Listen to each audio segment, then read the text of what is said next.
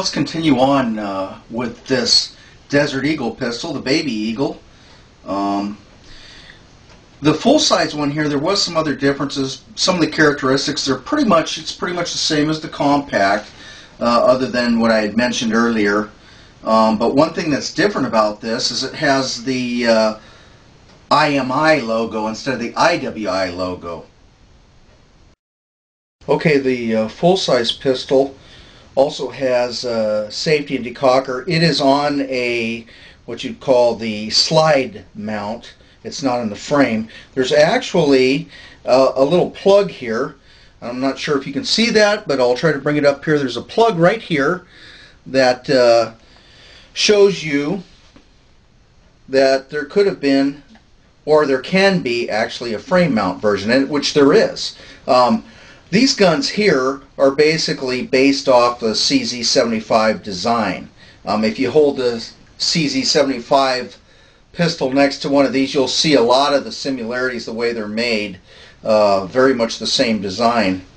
Although I believe that these are machined a little tighter. That's just my opinion, just from cycling the slide on both of them. The other thing about this gun, which is pretty cool, is you know, it's the full size, so you've got the you got a little bit longer barrel, so you know, that's going to help with your accuracy. The sights on here are a 3-dot sight. They're highly visible, very nice to see, and that helps when you're shooting. What else can I tell you? This one came with 10-round magazines. This was before the ban, but my nephew was able to buy some 15-round magazines for it, so he is stocked up on those. Might be needing to stock up on some high-cap magazines here pretty soon with this election year coming up, huh? Just an FYI, this gun was originally imported by Mossberg Sons, and it was called the Uzi Eagle. Magnum Research Incorporated is currently the importer of this gun from Israel, and thus they renamed it the Baby Eagle, and I told you the story behind that was to advertise it off the popular Desert Eagle pistol to boost sales, etc. I still like the Jericho name.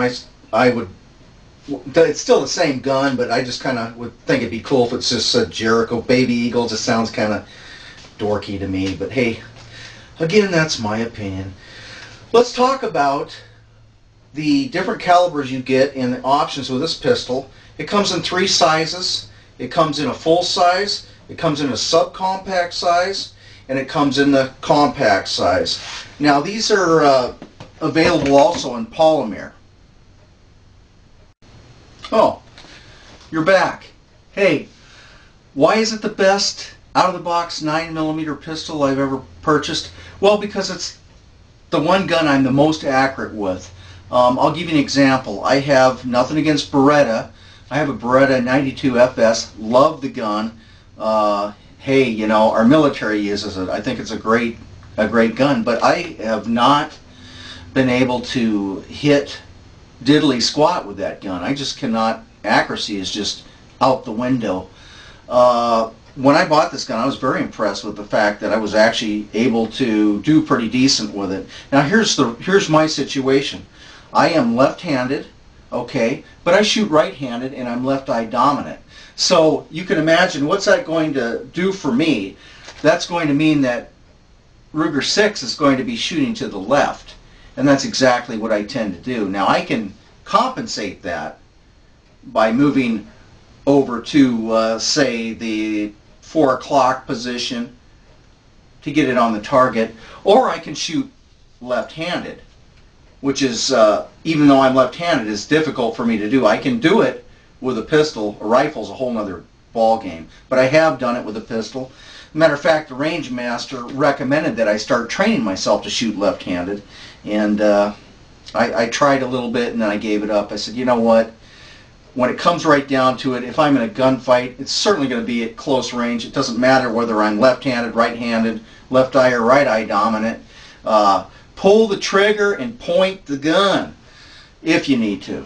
So anyhow, that's why I think this is the best out of the box 9mm, at least for me, that I've ever purchased. And when I bought this gun, again, the ergonomics were just sweet. It fits great in the hand. It's fun to shoot. I put a lot of rounds. I think I put close to 1,000 rounds in it now, which really isn't that many, but it's fun. It's a great little gun. The other thing that's cool about this gun, and let's talk about it, is the barrel. Okay, let's talk about the barrel on these Baby Eagles. I want to read an excerpt. Yeah, I'm going to read an excerpt. I've been doing that lately. This is on the barrel, and this is kind of interesting because I wasn't sure on the barrel, but initially Baby Eagle pistols used barrels with polygonal rifling, I hope I said that right, which sometimes produces slightly higher FPS, feet per second, due to better bullet and barrel fit. IMI, or IWI now, IMI is Israeli Military Industries and IWI is Israeli Weapons Industries, switched to conventional land and groove rifling from 2005 to 2007. Well, I looked at the barrels on this. I looked at the end of the barrel and did a little research on it, and based on what I've researched, this has the polygonal barrel rifling, excuse me. Both of these guns actually do. So I don't know if they started it up again or what. Now this gun I purchased last year or so.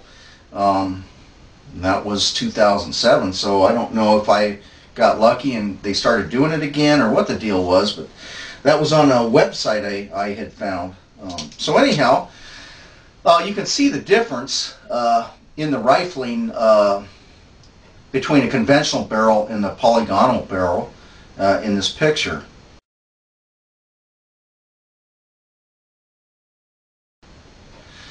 You can see that the difference was that the polygonal barrel is an octagon type barrel versus the other. So that was a note I wanted to add about these little pistols. If you're looking for a good 9mm pistol at a reasonable price, I would recommend IWI, Baby Eagle, or Jericho, whatever you want to call it, same gun. This one here still has the IMI logo. This one was purchased before the change. Now, Israeli Military Industries, I'm not sure, I think they turned the production of the Jerichos over to their Israeli weapons industry, so I think there's still an IMI. I'm not the expert on the subject, so I'm sure somebody out there knows. But I think my understanding is that they didn't change their name, but that they turned the small arms or the Jericho line over to their Israeli weapons industry. So if somebody knows the answer to that, please add a note and let the viewers know out there. Let me know, because I'm not sure. I read something somewhere, but I get to reading different stuff on the web, and then I can't remember where I found it. So, bottom line is a couple of nice pistols. Which one works best for you? A full size, or maybe the compact, or maybe you'd prefer a polymer or a subcompact. The choice is up to you. Either way, it's a great choice. Well, thank you for joining me for this edition of Off the Rack with Ruger 6. Again, viewers, it's a pleasure to have you. I appreciate you guys, and hopefully you got a little bit of an idea on these pistols. It's kind of hard for me to do a review when I got two of them here and try to give them both equal time, but they're pretty much the same gun other than the size. Tell you what, keep your eyes on Israel, because that little country, you only think the hot spots in Iraq or Afghanistan. You haven't seen anything yet. It's coming, and all eyes are going to be focused on that little country. So support Israel, and if you can't go and visit them, buy one of their firearms. Thanks for watching.